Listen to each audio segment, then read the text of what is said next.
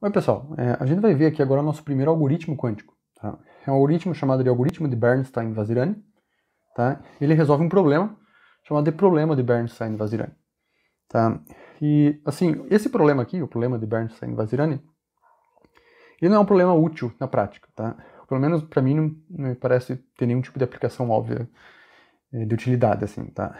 Então, né, a primeira pergunta é, então por que a gente quer se preocupar com esse problema? Tá? Então, tem duas razões. Uma é que é um problema didático, tá? Então, já que esse é o primeiro algoritmo que a gente vai ver, né, esse é um problema simples, né, algoritmo simples, então tem essa vantagem pedagógica, né, de a gente entender esse problema e obter um algoritmo quântico para ele.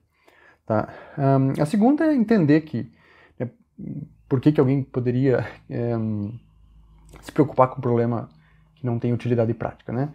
O contexto aqui, né, é o seguinte, né, esse problema aqui apareceu num artigo ali no início da década de 90, bem no começo da década de 90, em que a gente, numa época em que a gente não sabia nada, muito pouco sobre algoritmos quânticos, sobre complexidade computacional quântica, sobre computadores quânticos, né? Então, naquele momento não estava claro, como hoje é claro, né, que existe uma certa separação exponencial entre algoritmos quânticos e clássicos, né? Pelo menos conjectura-se isso, né?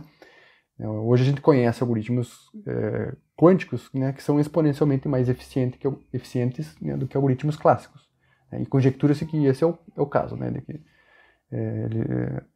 na verdade, assim, hoje a gente conhece algoritmos quânticos, tal que os melhores algoritmos clássicos são exponencialmente mais lentos, né? Mas a princípio a gente não consegue descartar a possibilidade de que existam algoritmos clássicos que a gente não conhece ainda, né?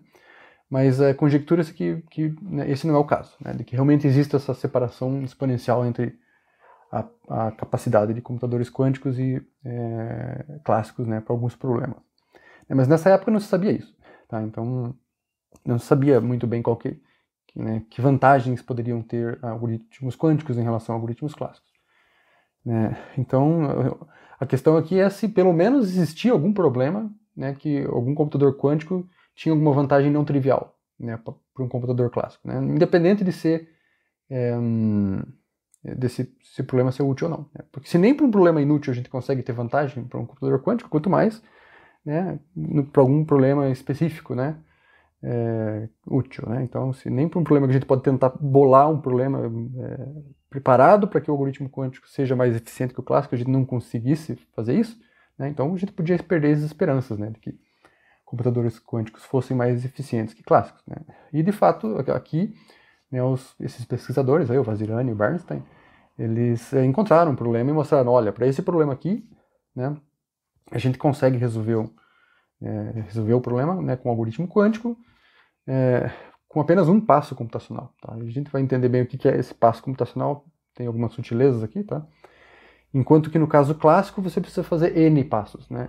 Então, dependendo do tamanho da entrada, aí ainda, no caso clássico, vai piorando, vai crescendo com o tamanho da entrada. Né? Então, esse é o contexto, né? Tentar entender pelo menos né, se existe um problema em que haja alguma vantagem né, dos computadores quânticos em relação aos clássicos. Né? E aí foi o que aconteceu aqui. Aí depois, com o tempo, foram aparecendo outros problemas e, eventualmente, encontrou-se esses algoritmos que são exponencialmente mais rápidos para os computadores quânticos e para problemas relevantes. Né? Mas aqui, então, né, vamos entender agora do que se trata esse problema aqui. Tá? Então, a primeira coisa é ver o que é a entrada. Né? Então, a entrada do problema é uma função, tá? E a saída é uma string. Tá? Primeira coisa. Tá? Então, se ganha uma função que retorna uma string. Agora, vamos ver né, que string é essa que você tem que retornar. Né? Então, aí uma coisa. Eu estou falando aqui que a entrada é uma função, né, e por enquanto a gente não vai se preocupar. O que significa você ganhar uma função de entrada. Tá? Então, não vai ser tão importante aqui por enquanto, tá? Mas simplesmente imagine que você ganha uma função de entrada, tá? Pode ser que você ganhe um código que computa essa função, né? Uma string que codifica isso, alguma coisa assim, não importa. Você ganha uma função.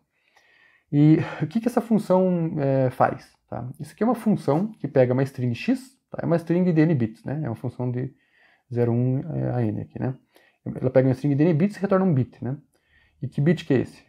Tá? Ela pega o x e faz o produto interno com uma certa string A, tá? Que está lá dentro da função, escondida lá. Tá? A gente não sabe o que é né, quem que é essa string A. Né? A gente tem essa função, ela tá o que essa função faz? Ela pega pega uma entrada x, faz o produto interno com A. A gente pode pensar que é um produto interno módulo 2, tá?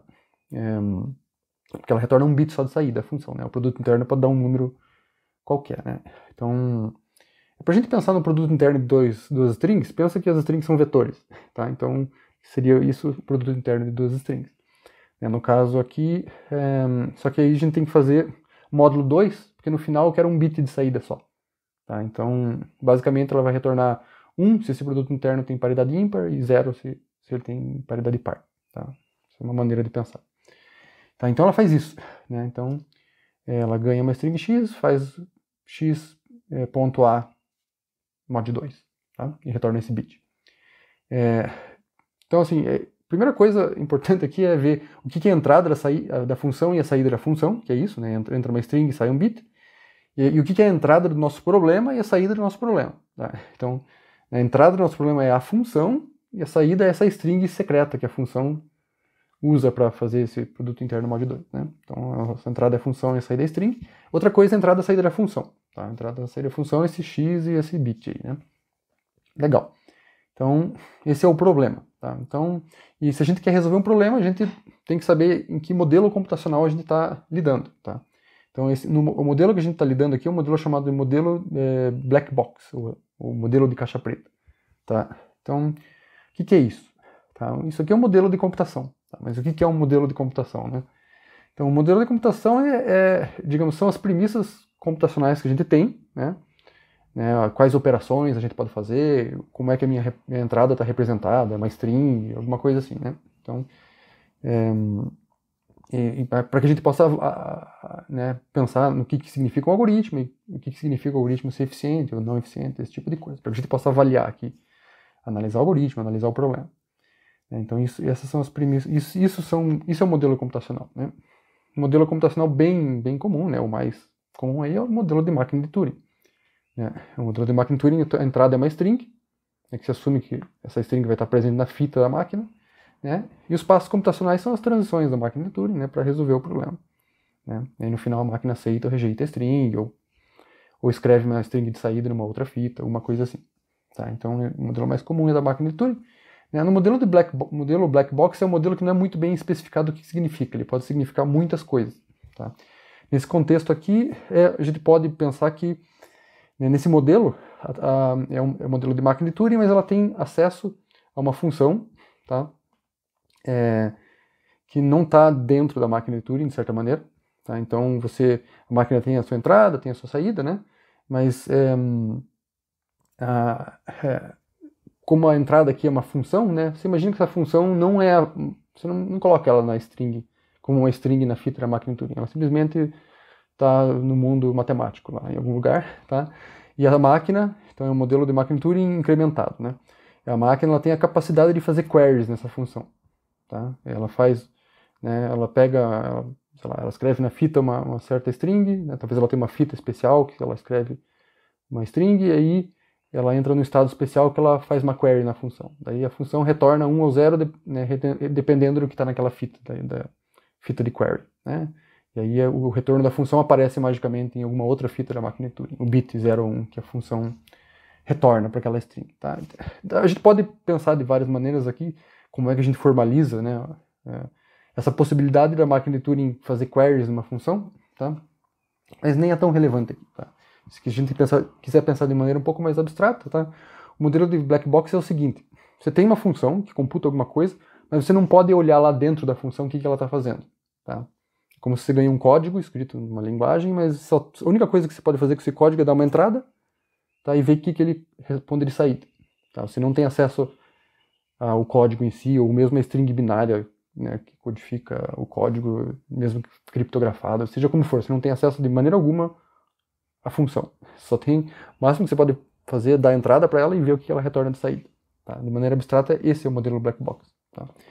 E aí, no modelo computacional, a gente sempre quer saber quantas operações a gente tem que fazer para resolver um certo problema, né? No caso, para resolver esse problema aqui. Então, aqui no modelo black box, os passos computacionais a gente pode pensar de várias maneiras aqui. Para simplificar, a gente vai pensar que os passos computacionais são queries nessa função. Tá? Então a pergunta basicamente é o seguinte: você ganha, né, uma instância desse problema, ou seja, você ganha uma função, você quer achar essa string A, e a pergunta é: quantas queries você tem que fazer nessa função para você descobrir quem é a string A? Tá? Então esse é o modelo aqui que a gente vai trabalhar. Tá? Como eu falei, a gente pode sofisticar, querer tornar isso bem preciso, mas não é tão importante aqui.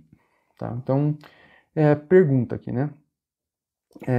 Com o algoritmo clássico, né, quantas queries a gente precisa fazer, né? Quantas queries a gente precisa fazer para descobrir qual que é a string A, né, que a função está escondida ali dentro da função, né?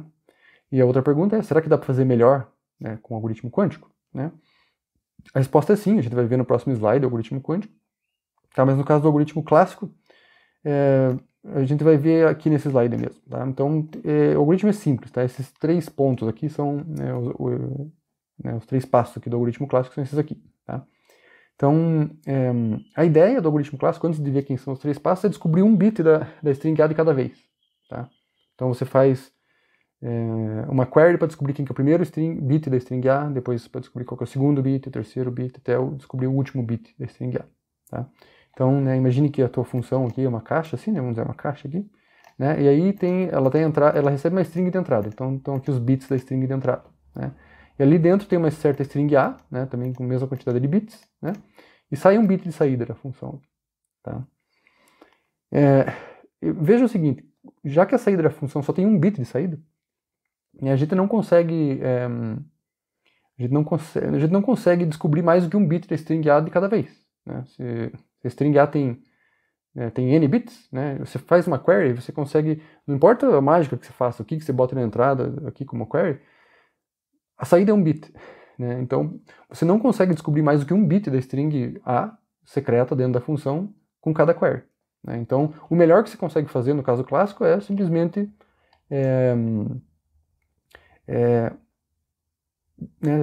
fazer n queries. Né? Se a função tem n bits de entrada, né? Você precisa fazer n queries. Não tem como escapar disso. Né? Nesse modelo de caixa preta. Né? Supondo que você ganhou a função, né, que tem uma string escondida lá e você não pode olhar o que está lá dentro. Né? Então, nesse modelo aqui, né, você precisa fazer as n queries. Né? E será que dá para fazer só com n queries? Dá. Tá? Então, se você quer descobrir o primeiro bit aqui da string A que está dentro da função, né, você coloca o primeiro bit da string x em 1 e o resto em 0. Né? E aí faz a query. Ela vai fazer basicamente o que ela vai fazer a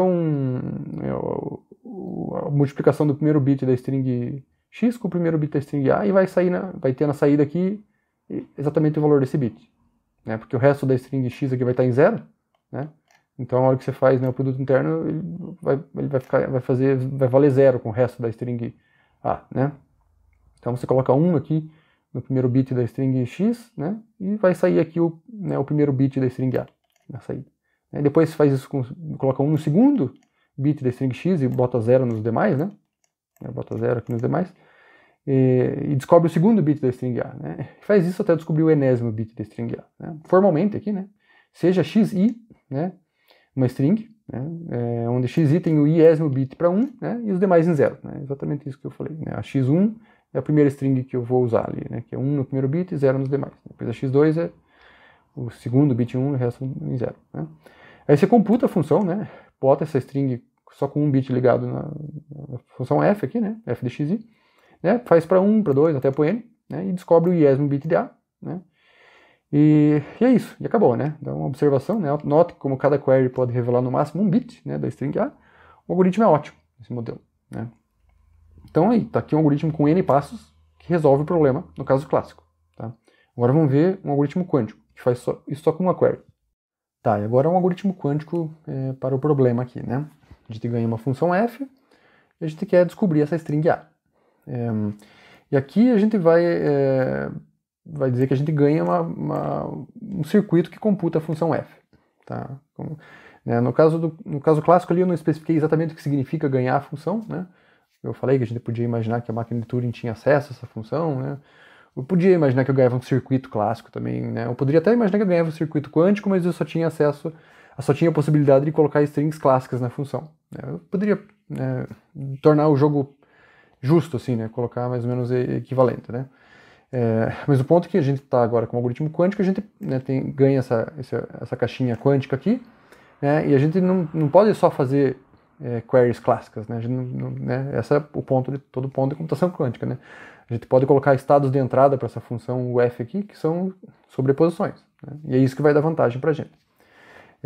Então a gente ganha essa função, né, esse circuito que computa a função F aqui, né, a gente está chamando de UF. A ideia é que você coloca aqui, né, o X, né, nesses N bits de entrada, tem N bits aqui, né, e sai aqui nesse último bit aqui o F de X.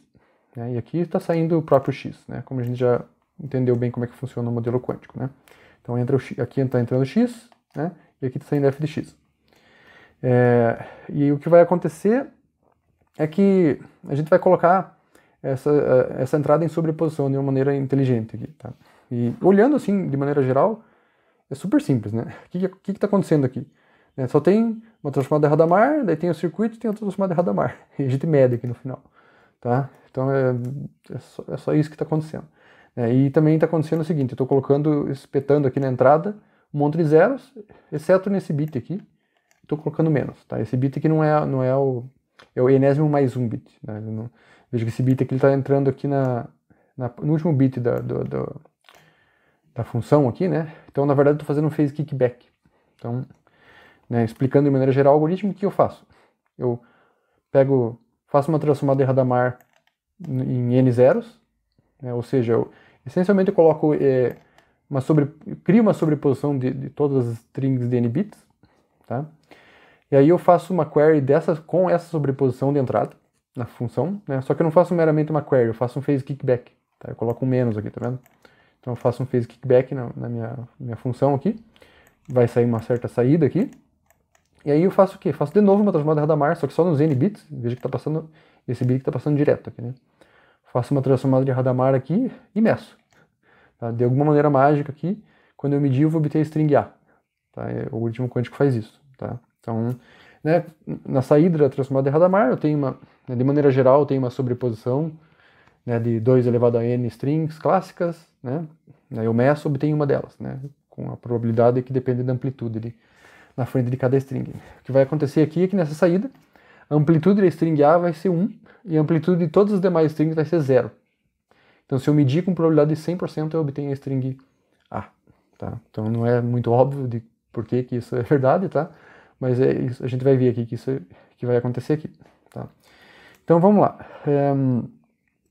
Primeiro vamos ver qual que é o estado dos n bits saindo da primeira transformada de Hadamard. Tá? Então, né, tem n bits aqui saindo dessa primeira transformada de Hadamard, né? Tem duas, a primeira e a segunda aqui, né? Essa aqui é a primeira, essa aqui é a segunda transformada de Hadamard. Então, esses n bits aqui, né? Que estado que é esse? É uma sobreposição de todas as strings clássicas com a mesma amplitude, né? É uma transformada de Hadamard em 00000 aqui, né? Então, isso aqui vai ser exatamente esse estado aqui, ó. É uma soma de todas as strings, né? De todas as strings x, né? E na frente de cada string eu tenho o quê? Uma amplitude. Qual amplitude que é?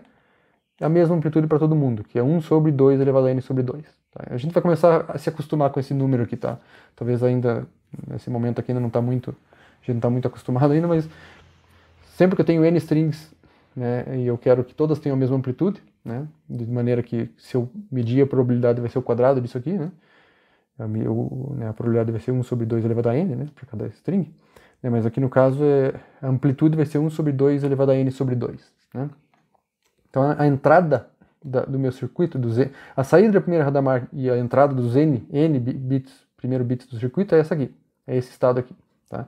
Só que a entrada do circuito não é só esse estado aqui, né? Ele é esse estado aqui e aí tem um outro qubit aqui, né? Então esse estado tensorial com menos aqui, né? Tem um menos aqui também, né? Se for pensar na entrada do circuito aqui, tá? Então o estado dos primeiro n bits é esse aqui, né? E o estado do último bit aqui do circuito é cat menos, né? Legal. E se eu entrar então no circuito, se a gente colocar de entrada esse estado no circuito, né, esses n qubits nesse estado e o menos aqui no último qubit, o que vai ser a saída do circuito? Bem, se a entrada do circuito for essa, a gente está fazendo phase kickback nele, né, porque a gente colocou para menos aqui nesse último qubit, né? Então, se a entrada, vamos pensar no caso mais simples, se a entrada do circuito fosse algo clássico, fosse só um x, né?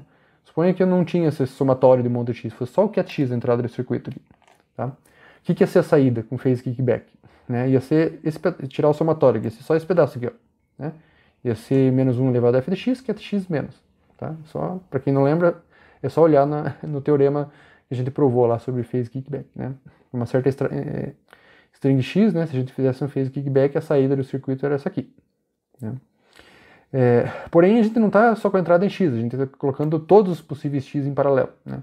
Então, a saída do circuito vai ser todas essas strings aqui em paralelo, né? Todos esses estados aqui em paralelo, né? Por linearidade. Né? Estamos bem acostumados com isso já.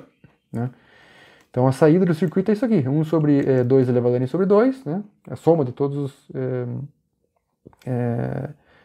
menos 1 elevado a f de x, cat menos. Tá? Legal. Agora, vejam que na saída do circuito a gente está só colocando como entrada no segundo transformado em Hadamard aqui os n bits, os n primeiro qubits, né? O último aqui está passando direto aqui, né? Então é só né, o menos ali a gente não está preocupado com ele. Então está entrando só esse pedaço aqui, ó. Se a gente olhar, é só isso aqui que é a entrada da segunda transformada de Hadamard. Tá? Então a pergunta é, se eu colocar isso aqui como entrada da segunda transformada de Hadamard, o que sai? Tá? Essa é a pergunta. Tá? Para a gente responder essa pergunta, eu preciso entender que a transformada de Hadamard, assim como a transformada de Hadamard para um qubit, que é só uma porta de Hadamard, ela é autoinversa. Né? O que eu quero dizer com isso? Que se eu fizer Hadamard ao quadrado, eu obtenho, é a mesma coisa que se eu aplicar num certo qubit Hadamard ao quadrado, é a mesma coisa que aplicar identidade, né? Que não aplicar nada. Se eu boto uma entrada na Hadamard, né, sai alguma coisa. Se eu aplico o Hadamard de novo, volta no estado inicial. Né? Que é a mesma coisa que dizer que se eu aplicasse a Hadamard de trás para frente, né, por exemplo, nessa primeira Hadamard, entrou um monte de zero, saiu uma sobreposição de todos os possíveis estados. Né? A Hadamard ser autoinversa significa que se eu entrasse essa sobreposição de todos os possíveis estados, sairia um monte de zero. Né? Por isso que significa aplicar duas vezes a Hadamard e voltar no estado inicial. Né? Significa que se eu enxergar nessa direção aqui e nessa direção aqui, está acontecendo a mesma coisa. Né? Digamos, tem a mesma transformação acontecendo. Tá? Então aqui, né, para mim saber qual que é a saída do Hadamard, né, se eu botar essa entrada aqui, né, 1 sobre 2 elevado a n sobre 2, toda essa coisa arada aqui, eu preciso saber qual entrada que eu teria que colocar na Hadamard para sair isso aqui. Daí, né, ia ser exatamente o que ia sair aqui no final de tudo. Tá? A questão é que a entrada que faz isso aqui é precisamente a entrada que eu tenho amplitude 1 na string A e 0 nas demais. Por que isso? Tá? Vamos ver o seguinte. Vamos pensar o que f de x aqui, né, nessa fórmula que está fazendo. O que f de x faz? F de x é isso aqui, ó, x ponto A. Né? Então, se simplesmente substituam aqui no lugar de f de x, x ponto A. Né? Se a gente pegar e substituir esse x ponto A aqui, né, essa fórmula aqui, e olhem essa fórmula. Tá? Novamente, não tem o menos na jogada aqui, né? Só esse pedaço aqui. Olhem essa fórmula aqui. O que é essa fórmula aqui? Isso aqui é a definição da transformada de Hadamard para string A. Né? Só vocês olharem lá a definição da transformada de Hadamard para string A clássica. Né? Uma string A clássica, eu digo uma sobreposição que só tem amplitude 1 na A e 0 nas demais. Né? Então, essa aqui é 1 sobre 2 elevado a n sobre 2, né, somatório, tudo isso aqui. Em que, no lugar do f de x aqui eu tenho x ponto A, é a saída que eu obtenho na transformada de Hadamard se a entrada fosse exatamente A. Né? Então, se a entrada for isso aqui, a saída é A. Né? Então, vai sair um A aqui. Né? Ou seja, sair o estado A significa amplitude 1 para o A e 0 para todos os 2 elevado a n sobre 2 menos 1, né? Outros strings. Né? Eu meço e obtenho A, né? Com probabilidade de 1. Né? E acabou o algoritmo.